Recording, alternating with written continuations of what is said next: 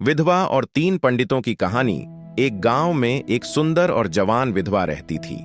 उसका पति कई साल पहले गुजर चुका था, लेकिन उसकी खूबसूरती अब भी बनी हुई थी। गांव के कई पुरुष उसकी ओर आकर्षित थे, लेकिन वह किसी से ज्यादा घुलती मिलती नहीं थी। एक दिन तीन पंडित उस गांव में आए।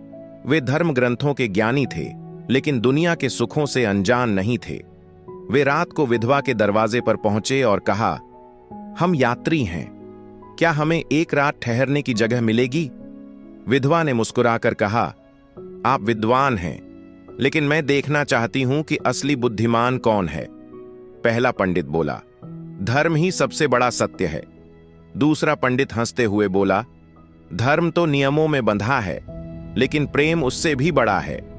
तीसरा पंडित मुस्कुराया और बोला, कुछ बातें अनुभव करने के लिए होती हैं, न कि कहने के लिए। विधवा ने तीसरे पंडित को अपने पास बुलाया और धीरे से कहा, शायद तुम सही कहते हो। रात धीरे धीरे गुजर गई। अगली सुबह तीनों पंडित वहां से चले गए। गांव वालों ने पूछा, सबसे बुद्धिमान कौन था? विधवा बस मुस्कुरा दी और दरवाजा बंद कर लिया।